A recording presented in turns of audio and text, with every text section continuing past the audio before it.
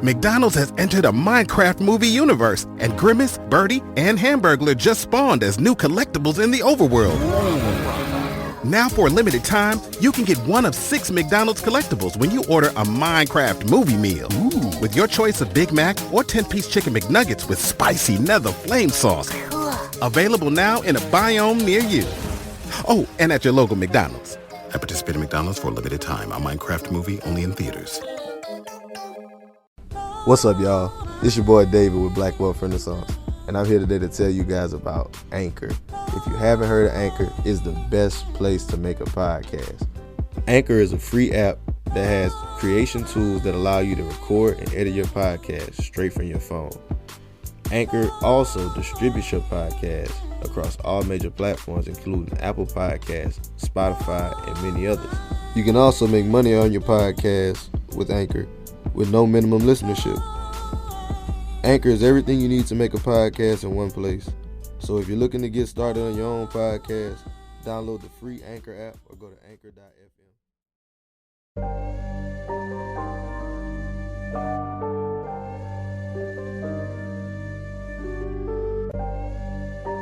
You know the rules of the game. Yeah. You know the rules of the game. I don't care what color. Can you make me 100 million? Let's talk money.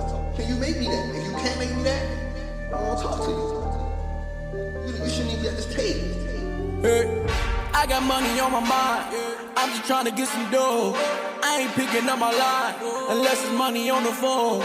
Gotta get it on the daily. All I want is dubs. You know what I'm on.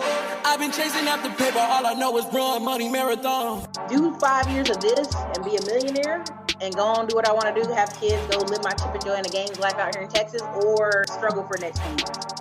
The choice is yours. What's up, guys? Welcome to the Black Wealth Renaissance Podcast. Our goal of this podcast is to normalize black wealth and share helpful resources and tips we believe will be useful in attaining and maintaining generational wealth. Please feel free to rate and comment on our podcast. We would love to hear all feedback you have. Now, enjoy the show.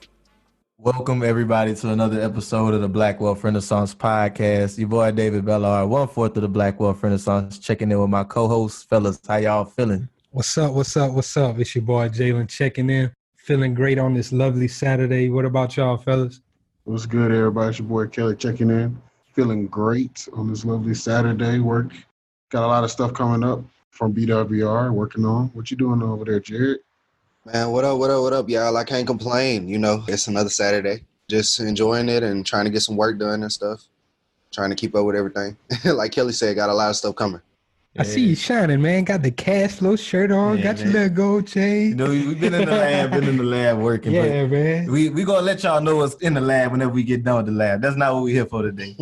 Today we got another great episode. Highly anticipated. We got to throw that one on there. Yeah. A great lady out of Philadelphia doing some great work in real estate, educating the people, monumental work, dropping just gems on the internet day in and day out. She don't give a damn who she offends. We talking about none other than Miss Ayesha Selden. Ayesha, how you doing? What's up, y'all? What's up? You know, it's funny because I probably watched more TV in the last week than I've watched in the last 20 years. And I was watching Kill Bill, both volumes, which are 2 of my favorite movies. And I was like, yo, I'm Pi Mei. People always can you ask, can you teach us a little nicely? Can you say it a little sweetly? And I'm like, nigga, no. I am pardon my French, but fuck your feelings. It's we got so much work to do. And, I Black Wealth Twitter and, you guys and folks on Instagram, we're just scratching the surface. What can actually happen, the renaissance that can actually happen in our communities. And, and I'm sure there are a bunch of people out there who are saying it nicely, but, I'm thinking beginning with the end in mind. We've got so much work to do. I ain't got time to sugarcoat. I ain't got time to say it nicely. I'm like, let's just get it done. And that's one of the things we love about you, because that's the same way we are. We're not going to sugarcoat it. We're just going to say what we got to say. You got to get that information in the people's face. Because everybody don't react to the nice, hey, let me hold your hand. Let me show you how to do this. No, sometimes they need a little bit of assertiveness. Yep. And you know what? And that's a great point, because there are people out there who give a message different, in a different way that I do. And that's okay. You know, there are pages out there where it's like comment amen or say this word over and over. Like, you know, there are those pages out there. That's just not mine. Yeah. So, man, I speak from, you know, what my experience is and what resonates with me and how I am. I try to keep it authentic. And I think that that resonates with a lot of people, the authenticity. Yes, being real, like just being yourself. We was just talking about that with Ashley on the line. But Ayesha, I do want to cop into it now. Like, we kind of got ahead of ourselves. Normally, when we kick off the show, we want to let you introduce yourself to our following for all the people who are unfamiliar with you. Yep. And just like how you got started and on your journey. Yep. So to take it back, this upcoming June, I will celebrate my 20th year anniversary as a stockbroker, as a financial advisor. So I got into this right out of college. I had a dual degree in economics and marketing with a minor in communications. Came out of Temple and started working in June of 2000 as a financial planner. So investing, actually stock investing specifically, that's my first love. So it took me quite a bit of time to learn how to become a disciplined investor, but that's where I got my start. 2 years after I became a financial advisor, I bought my first foreclosed rental property. 2 years after that, I bought another one. And then I just kind of continued with my stock portfolio for a number of years. And then in 2011, the Philly real estate market looked really, really attractive. So that was probably right around the point where our market here in Philly had bottomed from the Great Recession. So I started buying aggressively in 2011. I mean, I went from, 2-3 doors in 2011 to now I've got 44 doors in addition to, doing some other stuff. So I've got a franchise, I've got my stock portfolio. And these numbers, it's all relative. There are cats out there with 300, 400, 500 doors. 1,000 doors. It's all relative. It's all about your own journey. We can build it however we want. Some people criticize the fact that I like low leverage. Some people say that I'm not scaling fast enough. I don't care because at the same time, when you've got black swan events like we're in right now, literally every single one of my tenants could not pay rent and I'd be totally fine. So, I always tell people there's multiple ways to skin a cat. And that's what I like about investing. Find the path that works for you and rock out with it. So that's my background. So I talk a lot about this stuff on my social media platforms. I've got an Instagram page and Twitter page that I'm on mostly, both my name and Ayesha Selden. Where'd you find your love for economics and everything? Sorry, I got a crazy dog. So that's actually the joys of working from home. Normally I do these podcasts in my office, but obviously different times call for different measures. But to answer your question, my love for investing, I was that kid. For me, if I didn't have the mom that I have, I would have been a drug dealer without a doubt. I had already I had the plan laid, I had the money stacked, I knew who was going to be my runner. I worked at McDonald's when I was in high school and I'm from the hood, that's what you do. Those are the examples that you have. All the money people sold drugs in my community. So I remember my mom coming in my room one day and saying, whatever you're thinking about doing, don't do it. And that was I had all the stuff laid out. I was like, all right, you going to sell it? You we're going to flip it. So for me, having my money make money always made sense to me. That wasn't an eye-opening thing. What I had to learn was, one, how to do it legally, and two, how to do it as a disciplined investor. Because I feel like most people, when it comes down to investing, most people respond to their money and their investments just like they do when they're in Vegas. They respond based on fear and greed. You're sitting at that blackjack table, your heart's racing, and you start making all the wrong moves because you're emotionally invested and your money's on the table. That's how people respond in the stock market or in the real estate market. If I were to ask a question how do you make money in the stock market? Most people would tell me, well, you buy low and you sell high. Sure, that's exactly how you make money in the stock market. You buy something when it's low, you sell something when it's high. But when it comes down to our money being on the line, just like in Vegas, when a stock drops, most people are like, oh shit, I need to sell this. I need to get out of this thing. Or when something has gone up that we don't own, has run up 20, 30, 40%, they're like, oh, I want some of that. So it's if you think about the psychology behind that, we call it behavioral finance. If you think about the psychology behind that, that makes no sense. You just told me you make money by buying low and selling high, but when our money's on the line, we want to do the exact opposite, which is why the average investor way underperforms the S&P 500 because we make all the wrong decisions. So, for me, becoming a disciplined investor was getting to that point where I could look around and say, arguably the best investor alive, Warren Buffett. Back in the 90s, he was highly criticized because there was this .com like explosion, right? So everybody was making money on it. Like all these .com companies were killing it. And he was like, this is a farce. He was like, it's a bubble. It's not going to continue indefinitely. And he was criticized as being out of touch. You know what you're talking about. You're an old geezer, all this crap. And he was 100% right. And a lot of people, me included, that was my very first investment, was a technology mutual fund in 1999. And I lost 70% of my investment. And that was probably one of the best things that ever happened to me, because it taught me chasing returns for all the wrong reasons never work. So it took me going from a tech bubble burst to, then I was betting big on satellite radio. They had like none of the fundamentals made sense, but I was chasing returns just like everyone else. So it took a lot of those little lessons for me to learn, like, don't chase returns, have a discipline. I wanted to get in on Bitcoin like everybody else because everybody else was making a ton of money, but I had to go back to my disciplines and make astute and disciplined decisions. McDonald's has entered a Minecraft movie universe, and Grimace, Birdie, and Hamburglar just spawned as new collectibles as part of a Minecraft movie meal with your choice of Big Mac or 10-piece chicken McNuggets with spicy nether flame sauce. Participate in McDonald's for a limited time. A Minecraft movie only in theater. That's some powerful words right there. And you kind of answered my other question. I was going to ask what was your first investment, but I do want to ask you, so once your mom told you, no, don't do that, what did you turn to and say, you know what, now this is what I'm going to do to go flip my money? So, I, of course, pretended I had no idea what she was talking about, which was... Of course. Yeah, I was like, what happened, Mom? When? Who about to do something? So, from there, so at 16, when actually I was probably around 17, we had that conversation. I just focused on saving. And I know a lot of folks talk about that. Like, I was just stacking my bank account because I didn't know what to do. Like, the drug money made sense because I was like, all right, I can take money from my savings that's not earning a whole heck of a lot of interest, and I can give it to my homie. She can go ahead and sell it. We'll double our money, and then, we re-up. So when my mom kind of like shot down my Griselda Blanco aspirations, I then like just started stacking my cash, just waiting for like the opportunity to learn how to legitimately invest my money. So I was, I had a lot of cash. I mean, at 16, 17 years old, I had more probably saved in my bank account than my mother did.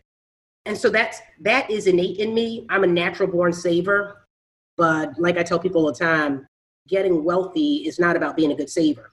Being wealthy is obviously first and foremost knowing how to save, but then more importantly, knowing how to make your money work while you're sleeping. I kind of want to go back into you talking about the disciplined investing. What was the process of that, like to become a disciplined investor? Was it books that you read? I know you talked about the .com bubble and the mutual fund, but I know, was there any type of learnings that you had to become that disciplined investor? That's a great question. And we all learn differently, right? So for me, I don't learn through like classes, podcasts. There are books that I've read have mostly taught me more about personal development, self-awareness, that kind of stuff. For me, trial by fire is the best way to learn. So to a certain extent, I had a second upbringing. I had a second raising, and that was basically what I call the white collar boot camp of being a brand new financial advisor. So my firm at the time, so when I started out of college, I actually worked for American Express, which most people don't know this, but many, many moons ago, American Express had a financial advisors division. So they had the card and travel business, they had the insurance division, and they had a financial advisors division. So when I came out of college, I joined the company because I was like, oh, who the hell want to work for American Express? So that training that I got, because they basically took a bunch of us 22, 23-year-olds right out of college, they cleaned us up and put us in a room. There was probably about 100 of us, and they like drilled into us scripts and discipline and models and leadership development courses and personal development trainings. So that's where I got a lot of my just disciplined investing strategies, just sitting in those classes, studying for my Series 7. So that's where I got a bunch of the stuff, but really trial by fire is how I learned. So me just making a bunch of mistakes, figuring out, okay, that doesn't work. Oops, that doesn't work. Getting burned again, that doesn't work. That's really how I learned. So I encourage people, and again, this is depending on how you learn. Some people get burned and they'll never touch an investment again. So some people need books, podcasts, classes, seminars, trainings. I think some of that can be a little bit of overkill because then suddenly people aren't taking action at all. But I often encourage people, open up like a Schwab account or open up your Cash App and like start buying some stocks, see what works, see what doesn't work. But that's just how I learn. So, obviously people need to figure out how they learn and go from there. That's a major lesson about learning how to learn, because that's that I think we talk about that kind of often. Like, people really, they don't understand the difference between analysis paralysis and like the necessary loss that you're gonna have to take to really learn that lesson. Because everybody got to take a L. It doesn't matter who you are, where you've been. Even like you just said, Warren Buffett, I know he's been burned before. You have to take those L's so you can learn and come out on the other side, like you said, more disciplined, more creative now. And now you have, okay, that didn't work, so let me not do that again. Yep. I even think from a real estate perspective, I have, like, people wonder why I say don't buy at the peak of the market, new construction condos in a high tax area. And people will be like, well, I feel like you should because I like condos and they're gonna mow your lawn, And the reason I can say all that stuff is because I bought a new construction condo in a high tax area. Like, I did that. I've been there. In fact, I've got one of those condos today that I bought in 2007. It was new construction in a high tax area, and it's a condo, so I have a condo fee. I couldn't sell that thing today. So we're talking almost 13 years later. I couldn't sell it today for the note I still have on it. Is that in Philly? It's in a suburb right outside of Philly, in a high tax. I mean, it's a better school district, but it's in a high tax area, suburb right outside of Philly. So I speak from experience. That in 2007 taught me what not to do. And you can look back on it in retrospect and play Monday morning quarterback. But that's why when I say to someone in 2019, 2020, why it would not make sense to buy a brand new construction condo in a high tax, and people were like, well, why? Like, why are you saying that? Like, because I got that T-shirt already. So most of the things I talk about are 100% from experience. I'm glad you mentioned buying it in 07, because that's something we did want to go back and talk with you about. So you went through the .com bubble and then you went through the Great Recession. So how was that whole experience? How was it navigating that? It was, fortunately for me, I was more heavy stocks in 2000, right around the recession period. So I didn't have a lot of real estate. But one of the things that it taught me just watching other real estate investors is not to be over leveraged. So I went into the recession having a few doors already, not a whole lot of debt. So even if I needed to drop my rents, which fortunately I didn't, I still would have been okay. But I saw a lot of people dropping like flies, like bankruptcy, like Chapter 11, Chapter 7, like people were dropping like crazy. It was short sales everywhere. Like, one of the most eye-opening experiences for me was buying a foreclosure, walking into the house for the first time after we closed on it. And I just happened to pick up the mail, read through the mail, and it was like someone I knew. And I'm looking at this mail like, yo, I know her. Like, I didn't know this was her house I was buying. And I know her story. So when I talk about don't be the Joneses, she was a Jones. Like, you couldn't tell me she didn't have her financial stuff together. Had the Range Rover, had everything from an outward perspective. Like, everything looked like she had it all together. And I bought her house in foreclosure. So, when I say these things, and a part of the passion that I have around oh, can you say it nicely? And, oh, why are you saying that kind of stuff? I'm not trying to be like Cosby was, shitting on Black people, on a world tour ages ago. I'm speaking from the perspective of, we have so much talent, so much wisdom, so much opportunity, and help ain't on the way. So it's up to us to figure this out. Why do you think so many people on the usual basis, give you pushback on that? Like, when you tell folks that hey, I'm not counting your pockets. I just understand 9 times out of 10, if you have this expensive car and you don't have the assets, yet I deal with these people on a daily. I saw you tweeting about that. It's just it's coming from a place of experience. Why do you think so many people don't think that? Somebody was just arguing with me on IG about someone that I had posted on my page. And they went to his page and said, based on what I can see from his page, it doesn't seem to me like he has a lot of money, right? And right. I'm curious to know, what does someone's page look like who has a lot of money? And they're like, oh, well, I would feel like somebody that had this many millions on their page, you should be able to see the wealth. They should have this card. And I'm like, and this person is dead serious. And I'm like, So, and I'm like, you do realize a fool and his money are soon parted. Like, you're sitting there telling me that like the average, he used the analogy of like a ball player. Like, you can't play ball or show you can play ball without like your highlight reel. Like, people want to see, if you're talking about money, we want to see where you're spending it. And that's the problem. Listen, this man was dead serious. I felt like I was being catfished. I was looking around like is he saying the problem in Black America? Like right here in my threat? Like, is this actually, like, you're actually saying this to me? And, I'm sitting there like, let's use the ball player analogy, right? Because we could argue that they actually do have the money, but you do realize that statistically, most of them go bankrupt, stunting and doing the same shit that you're saying that this young man should be doing, right? So it's like, and are we the only ones? No, like, we ain't the only one. And I feel like when I say these kind of things, people feel like, well, you attacking the Black community. Like, I ain't got nothing to do with the Chinese community. I ain't got nothing to do with, like, I ain't got nothing to do with the white community. Like, my purpose is to fix our community, right? So like, if I'm not talking about any of them, it ain't because I think that we're the only ones doing it, because we're not. This is my mission, right? I ain't got nothing to do with what they're doing over there. So, I feel like in our communities, that's a lot of our mindset. And you can blame it on whatever. You can blame it on rappers. You can blame it on Instagram. You can blame it on social media. And, and I'm not blaming it on today's rappers because, this shit was cool back in the 80s. Like Kool Moe Dee, everybody wanted them changed. Like, so it's a narrative that's been perpetuated over and over and over again that, we feel like in order to be successful, we can be in poverty. And as long as we can stunt a little bit, we're doing okay. And the reality is that ain't okay. Oh, and that's so true. Like just with the poverty part, because us living in Louisiana, I see it all the time. Like I see this person coming through with this cone, some 26s, like painted out. You pull up to their house and the damn roof falling in. Yeah. And it ain't even theirs.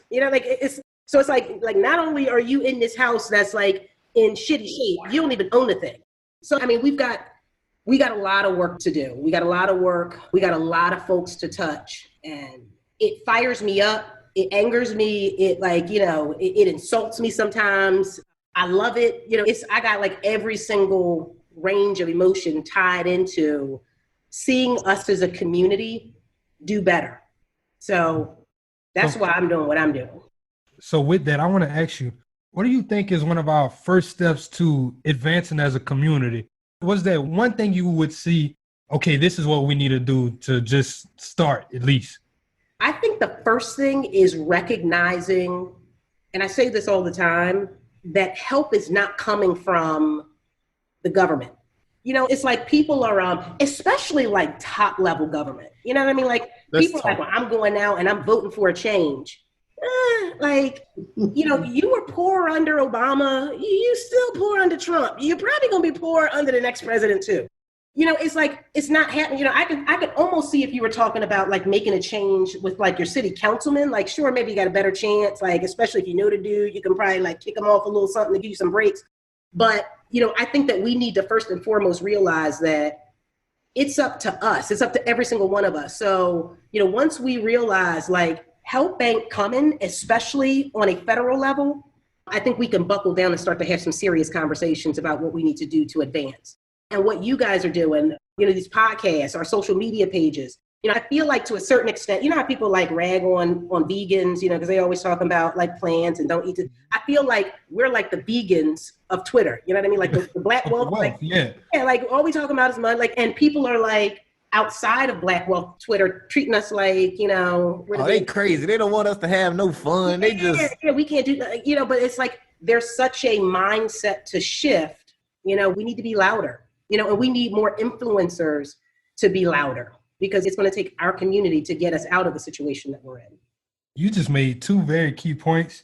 One of them was the lobbyist referral that you had.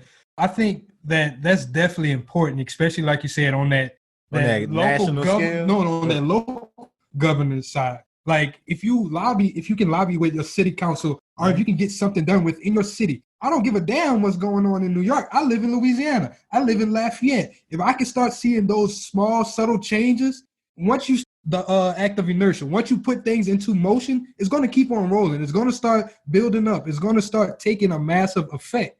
And where I'm from, Opelousas, Louisiana, man, we had a black mayor, a black chief of police, a black this, like our government is black, but our town is still Don't shitty. change. Yeah. Shitty. Yeah. So you're right on that. I was just thinking, and I'm a registered Democrat, but, I was saying to someone recently and thinking about this recently that, we've been voting Democrat thinking that that's going to fix our communities forever. You know what I mean? Like, how long, okay, if we just get a Democratic president, things will be better. Weren't you poor the last Democratic president that was in, so, or like Philly's had a Democratic mayor for probably my entire life. I mean, I can't remember Philly having a Republican mayor. Philly's a very black city. Probably not as, maybe not as black as Baltimore, but, we're a pretty black city. Blacks are really, really poor in Philly. So it's like, if we've had Democratic leaders, most, and black mayors forever in Philly, and we're still struggling with poverty, like it ain't adding up. Like, so, and we keep going down and hopeful, we can just get another Democrat in. It's like, when are we going to realize and recognize that more is required? What do I know? I don't want to be a politician. So I guess I can't really complain about politics too much. Yeah. But still, just that personal accountability piece. That's that shit that people don't like to talk about that we going to keep talking about. Yep. Agreed. What you got, Jared? Nah. I was just going to say, speaking even further, like considering that you mentioned personal accountability. But I wanted to go back to what you had said before, kind of talking about the social media portion. And I feel like that's something that a lot of people kind of go around on social media, is that personal accountability of, it's like, well, I did this. I got myself in this situation. How do I get myself out of these situations? And I want to go back to your tweet. I know that, shook the world for a second there, where you talked about like being a 20-year-old, sacrificing your 20s, and then going through it, and then turn around, and now, you can turn around and you had that personal accountability and the sacrifice along with it. And now you can say stuff like, if I want Italian, I can fly to Italy. Yeah. I mean, it's funny because that tweet jarred a lot of people, some in a good way, and some responded so negatively to it. I knew it triggered something inside of them. Like, people got hostile about that shit. Like, oh yeah, they got mad. Yeah, they got mad. And it's like, and I never said like, y'all need to do it the same way I did it. You know what I mean? It wasn't like I sacrificed my 20s, worked 60, 80 hours every single week, and that's what you have to do in order to be successful. I never said that. That was my path. I'm a workaholic. Like, I like to work. I like to hustle. I like to grind. I'll be on vacations. Like, my sister will be mad. We'll be on an island and I got my laptop out. Like, I can sit at a beach or pool and rock out. Like, but that's just me. That's not everybody. So, but I feel like for that post to have triggered and jarred so many people, I think that it made some people recognize their own inadequacies. And instead of like stepping up and saying, you know what? Yeah, no, I partied my 20s. Like, I had a good time. It was what it was. And now here's what I'm doing to get my situation to where I needed to be. Like, or, you know what? I don't need to be able to fly to Italy at 41, if I want dinner. I'm cool with, going to the Olive Garden and rocking out. So I'm going to get my stuff together so that I can do what I want to do. Like, so I think that a lot of people didn't take that message the right way because of their own lack of personal responsibility. I think that there's also, just in my own personal development and growth, I think that there's so much of a battle that, is both on social media and just kind of out there in general about the idea of a self-made person, because that's where people start to they have this inner turmoil of, I was basically saying I came from nothing and went from nothing to a millionaire by 30 and now at 41. I mean, I could retire today. I work now literally just because I'm being greedy. So, the distinction is, I feel like, or my own personal growth is coming from, I recognize I had advantages that other people didn't. And me growing does recognize that. Because years ago, I wouldn't have said that. I would have been like, no, I'm straight from the mud. I'm straight from the passion project. So I went from, here to here, on my own back. But in recognizing I did have that mom who was like, you know what, whatever you're thinking about doing, don't do it. People are running around on social media saying my mom's a college professor at an Ivy League school, so I went to an Ivy League. None of that is true. But my mom is a nurse, so my $20,000 of my college education was paid for because I went to Temple College and she's a nurse at Temple Hospital. That's an advantage. Not to say that $20,000 would have made or broken my story, but Not everybody got that. Not everybody had a mom who loved them. I didn't have a dad around, but I had a mom who was like, I mean, I say she's the GOAT of moms. She was everything. Not everybody was loved as a kid. So there are, I take those as advantages that I did have in life and recognize that. But at the same time, we've got to take responsibility and accountability for our own stories, you know? Yeah, with the advantages thing, like, I hate that that's always the mentality on it too, because they had a head start. like they had a head start. Well, like, okay, yes, you can't help your situation from wherever you started, but you can still do whatever it takes to, like, I always looked at it as it should be a situation where, like, if somebody had a leg up on me because something their parents did for them, that should be inspiration to me. The NBA playoffs are here, and I'm getting my bets in on FanDuel. Talk to me, Chuck GPT. What do you know? All sorts of interesting stuff, even Charles Barkley's greatest fear. Hey, nobody needs to know that. New customers bet $5 and get $250 in bonus bets if you win. FanDuel, America's #1 sportsbook. 21 plus and present in Virginia. Must be first online real money wager. $5 deposit required. Bonus issued is non-withdrawable bonus bets that expires 7 days after receipt. Restrictions apply. See full terms at FanDuel.com/sportsbook. Gambling problem? Call 1-800-GAMBLER. To do better for my children versus hating on them for their parents doing better for them. Yep. I 100% agree. I feel like most people, you could argue that for anyone. Like when that whole tweet went viral, a little viral, I had somebody say to me, like, if you grew up in the United States or if you were born in the United States, then you had an advantage that I didn't have. Like, he's like, you don't know nothing about like fighting to get out of your country during war times, trying to get out of your country to get to a safe place. I'm like, no, nigga, I don't know shit about that. Like, I don't even know what you're talking about. So, you can argue that we all have, some sort of advantages. If you were born free, you've got an advantage. So like some people are like, well, if you were born with 2 parents in a suburb, you're like, you have an advantage. At the end of the day, I'm not looking at what anyone has or doesn't have or had an advantage over me. And, however they utilized it, all I'm thinking about is my journey. I don't care who's handed what. The only scoreboard I'm watching is mine. I love it. And I kind of want to go back to the beginning of your story. And so I just want to make sure I'm correct. Financial advisor and stockbroker, they're 2 separate things, correct? No, they're both one and the same. So I have, so my firm, which spun off of American Express probably, 15 years ago, they kind of operate like a McDonald's. McDonald's can have a corporate site and or franchise site. So my firm basically operates the same way. You can either be an employee, financial advisor, stockbroker, or you can go on the franchise side. So about 6 years ago, I went on the franchise side. So my 9 to 5 basically is as a financial advisor, which you have to have your Series 7 license, broker license to do what I do, or at least at my firm. I became a franchise owner of my practice in 2014. Okay, I love it. And see, I never knew that they were the same thing. So thank you for clarifying that for me. Yep.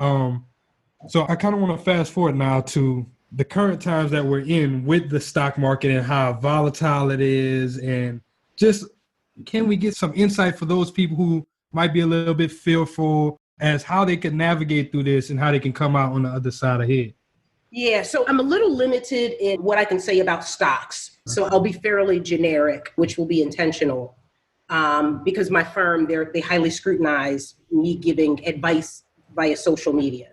So when the market started tanking back in I think end of February, my message to people was, don't get scared, buy the dips. So if the market falls from 29,000 down to 25,000, I started to peak up. And then when it dipped to 22,000, I'm like, yeah, I need a little bit of that. So I started watching the stocks that were dropping and, just very generically tweeting, buy the dips. And then when the market dropped below 20,000, I kept buying. I said, okay, so we're basically talking a 9,000 point swing in the Dow. So I started buying some more. The Dow dropped below 19,000. I bought a lot more.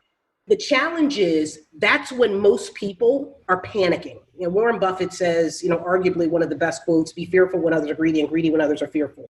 When most people are absolutely scared, which was, a few weeks ago when the market was below 19,000, those are the times to buy. And most people, and you've got technical analysis versus like fundamental analysis. The technical people are like, oh, we haven't hit our bottom. And I don't know what they're saying today, because now that the market's going from back above 19,000 and is now at, I think, 23,000 or so.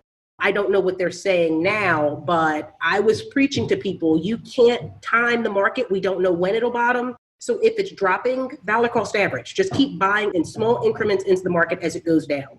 And that's a philosophy and that's a strategy that's worked for me over time. People who have these technical analysis charts and they think that they're, super smart and trying to figure out when is this thing going to bottom.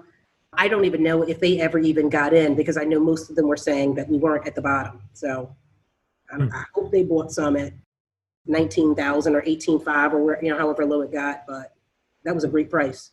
Hey, y'all heard it first. So y'all definitely learn how to adjust y'all risk tolerance. When y'all seeing it going down, stop purchasing. Yeah, so there's some really good companies that you're like, they're probably not going, Apple's probably not going under. Like, they got a lot of cash.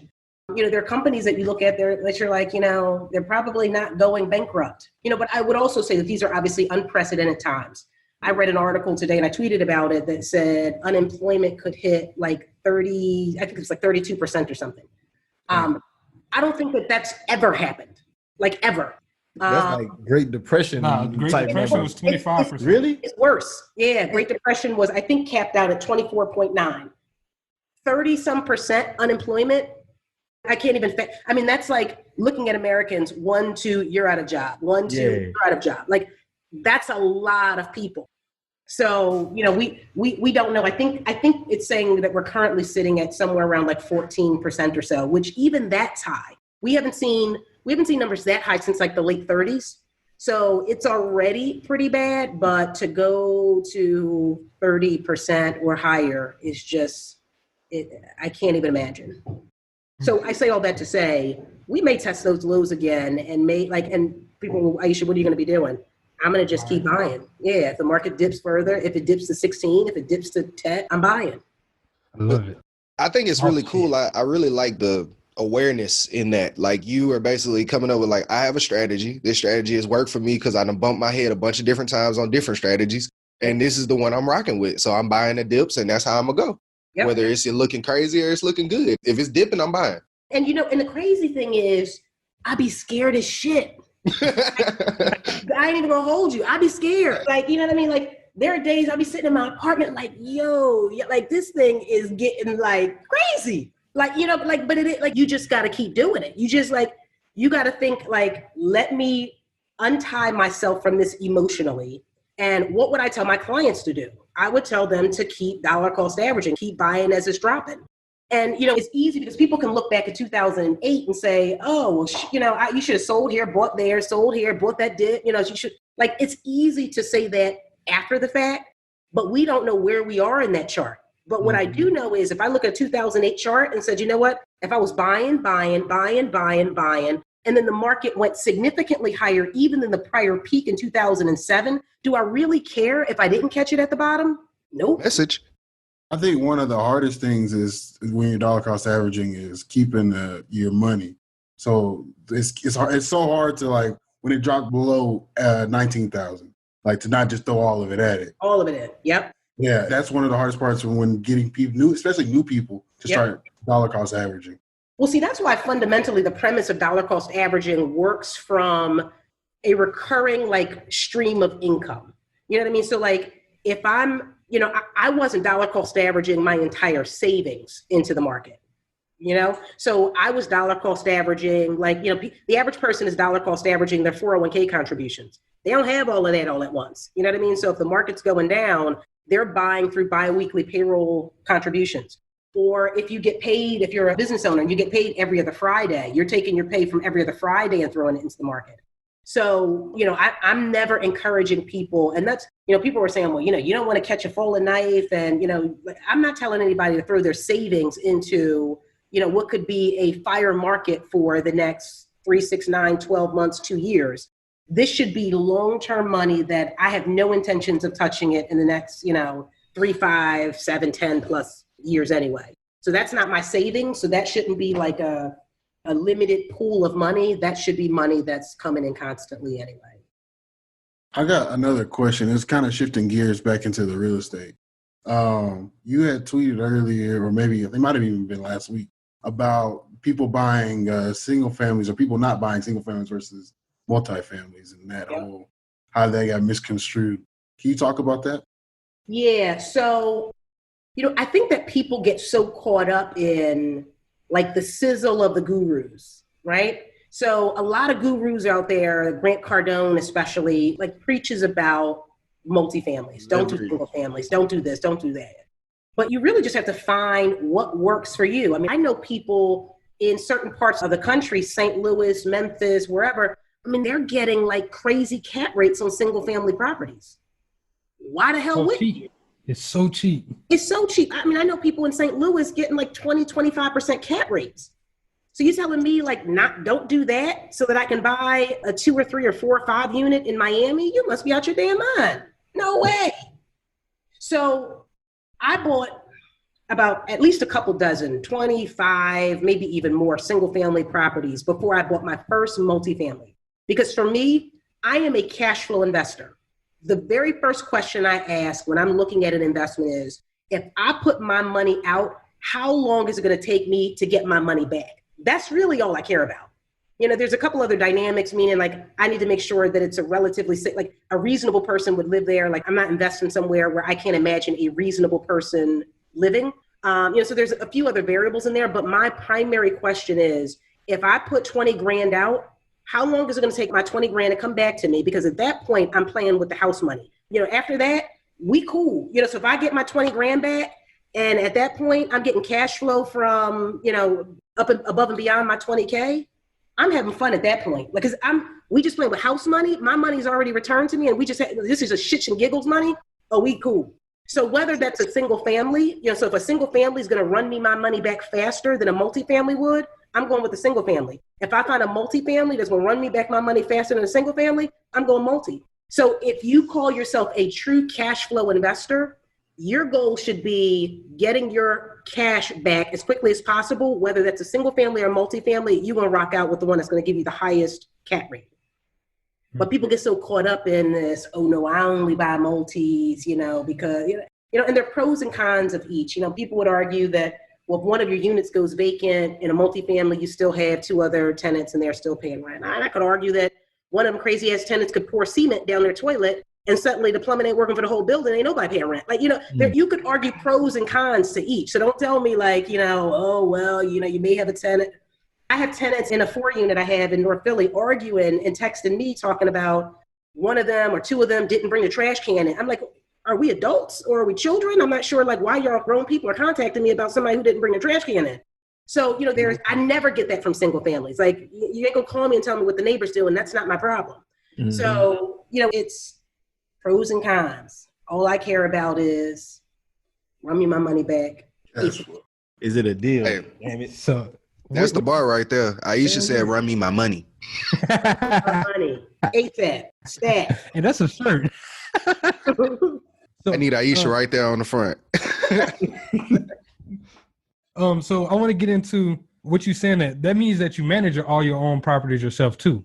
I do. In fact, I just rented today my last single family rental that I just finished rehabbing, and I used an agent to do that, that's even the first time I've ever used an agent to get a property rented.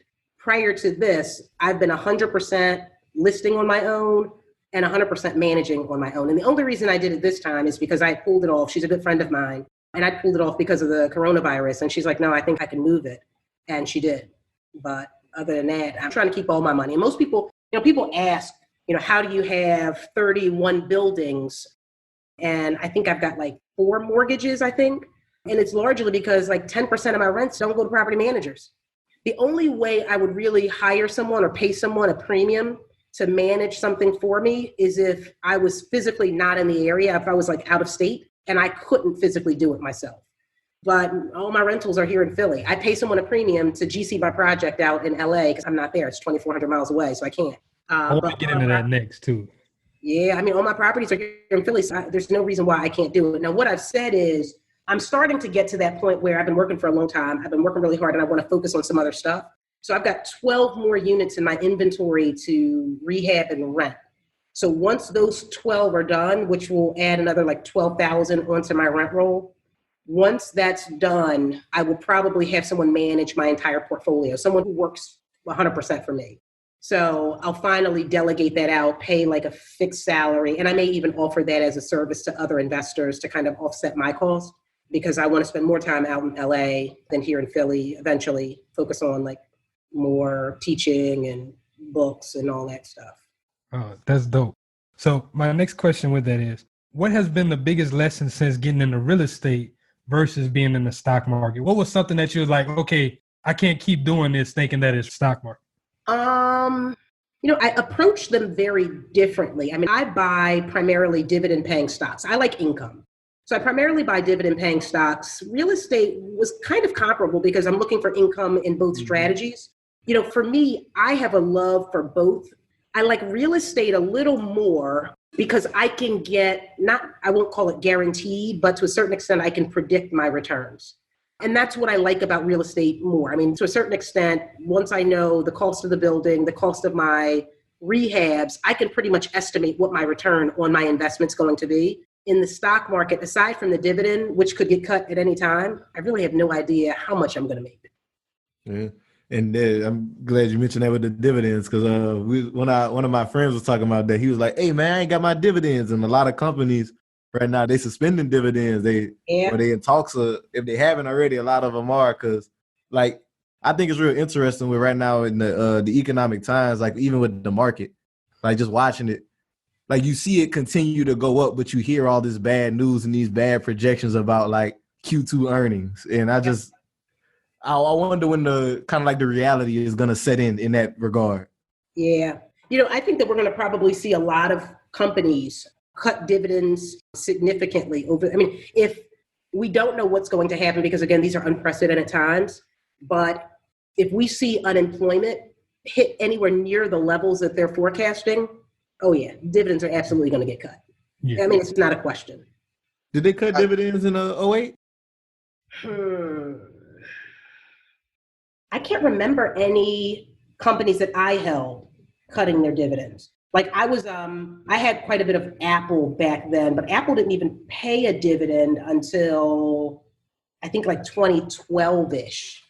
So, they didn't cut because most tech companies don't even pay dividends, but Apple wasn't paying a dividend back in 2008, and I had quite a bit of Apple. This episode is brought to you by Shopify. Upgrade your business with Shopify, home of the #1 checkout on the planet. Shop Pay boosts conversions up to 50%, meaning fewer carts going abandoned and more sales going cha-ching. So if you're into growing your business, get a commerce platform that's ready to sell wherever your customers are. Visit Shopify.com to upgrade your selling today. So I have a question, because you mentioned several times, and it's very accurate, like these are unprecedented times.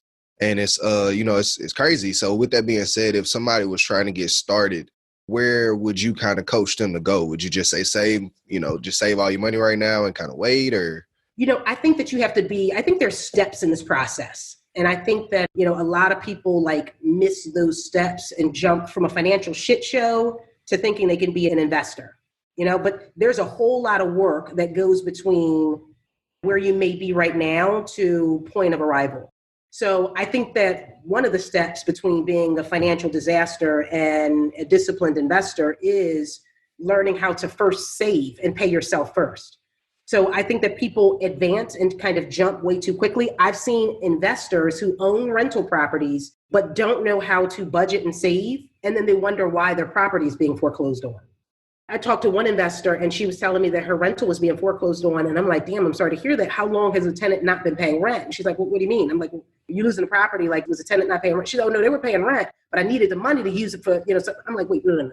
Back up. That wasn't your money. Like you're basically, as a landlord in that position, you're like a conduit between the tenant and making sure that the bank gets their money. That was never your money to even spend. So when you get people who don't really get that, because they haven't learned the disciplines between going from financial disaster to being a disciplined investor, I think that misstep or skipping that step is what creates a lot of problems. That's important. Really, I like the way you put that together, because a lot of people think, if I just get started, if I could just get, into whatever that ideal asset is for them, that, that's going to fix all my problems. But it's like, if you had money problems before that and you don't know how to manage your money, you still going to have those problems. People don't like to hear that part right there. People don't like to hear that. People think more money solves their money problems. And no, the hell it doesn't. Your problems just become bigger.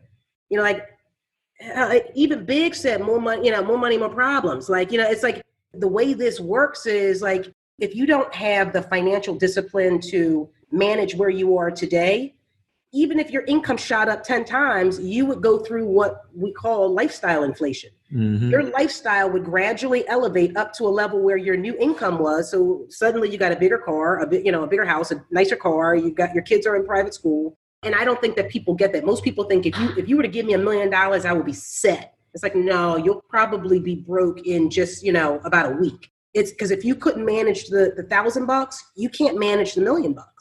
Because you can buy everything that you wanted. And then you're not going to invest none of it. Most people do not want to hear that. Or they would buy into like a get rich quick scheme and say, oh, investing didn't work for me. You can't tell most people that.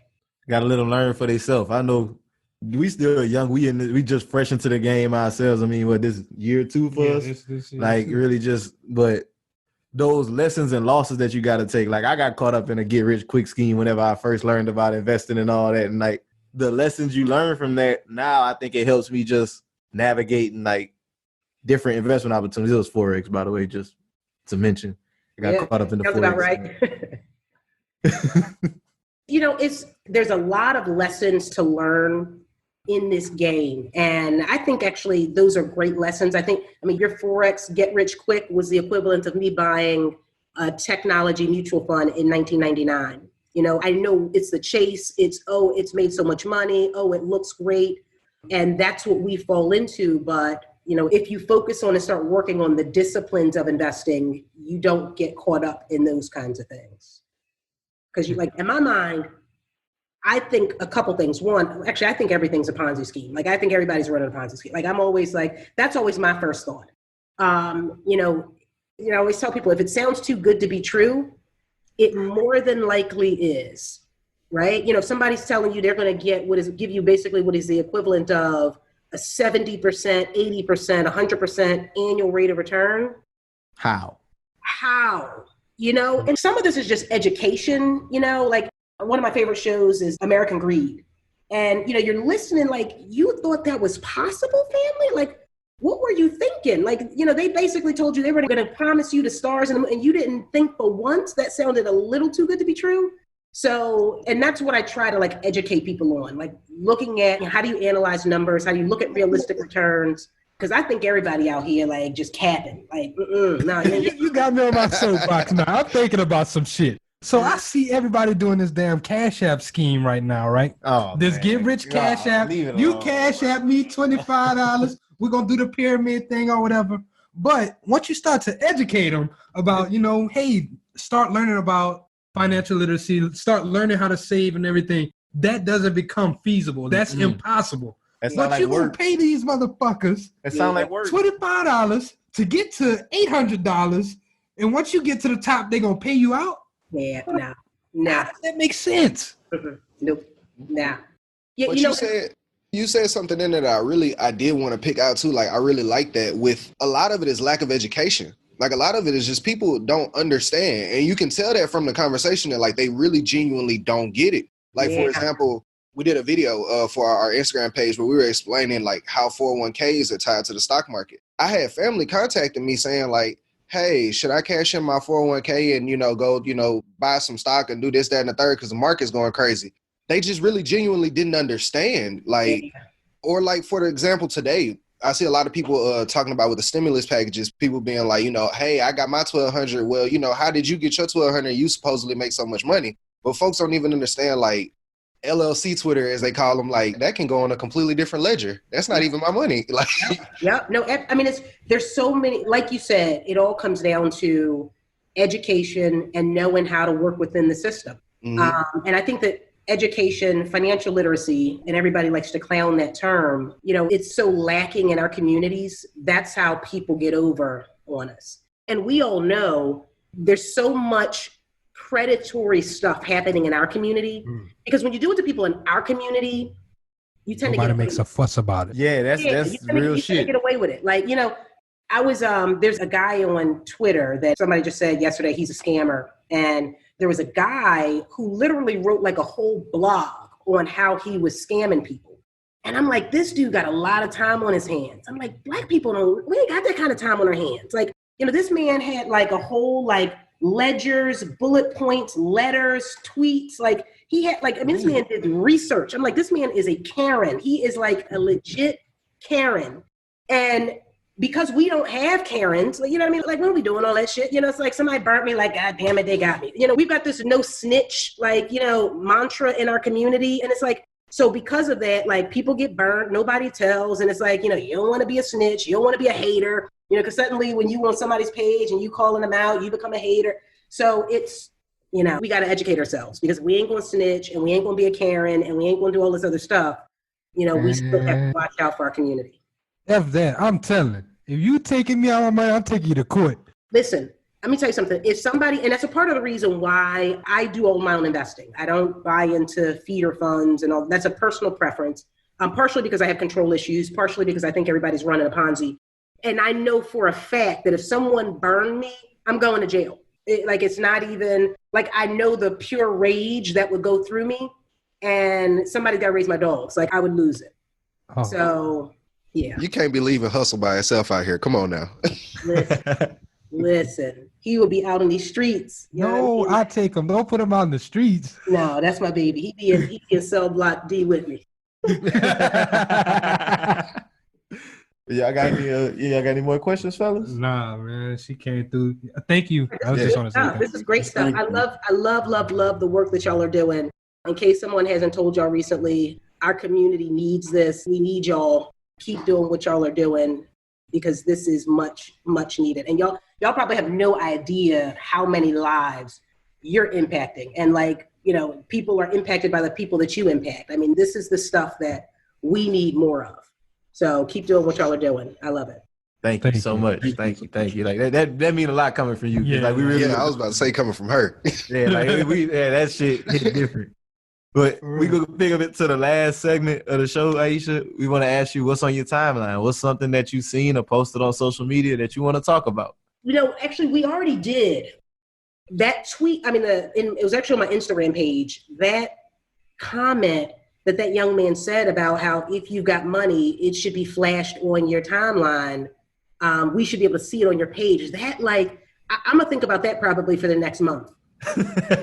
I'm really gonna think about that for the next month. I could not believe someone actually, you know, wrote one of the biggest problems that's in our community today. And this man was like dead ass serious. My mind is blown. I need to go back and like reread it. Don't do it. Yeah, you know, like you're right. I don't even need that kind of negativity in my life. You subjecting yourself to the trauma. Don't even do it. Yeah, that's probably one of the most interesting and sad. And normally I would like retweet that person, you know, kind of like put that on blast. Mm-hmm. But, you know, I don't want to embarrass him. I don't think that he was being malicious. I think that was just like, if I thought he was being malicious, I would retweet and make an ass out of him. But I don't think that there's no intent there. I think that that's just literally just ignorance. Yeah. And that to me is sad more than anything. I agree. I definitely, I see that too a lot on social media where people it's certain situations where it'll be like, all right, you're being aggressive and all right, they, you know, check them off. But other instances where it's just like you genuinely, I can tell you really just don't get it. Like you don't understand. Yeah, no, he didn't get it. Yeah, he didn't get it. Well, we're going to pray for homeboy. Yeah, man. But you know, like they said, man, everybody can't come. I always been the subscriber to the belief too. Like with people like that, like I'll lead you to the lake. I'll lead you to the lake, but I can't force you to drink. Like if I put it in your face, you ask the question like you said, like he wasn't malicious in his approach.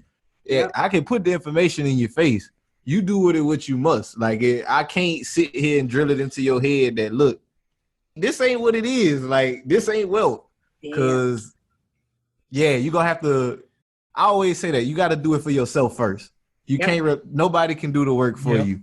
Like people hit us up. I want to invest.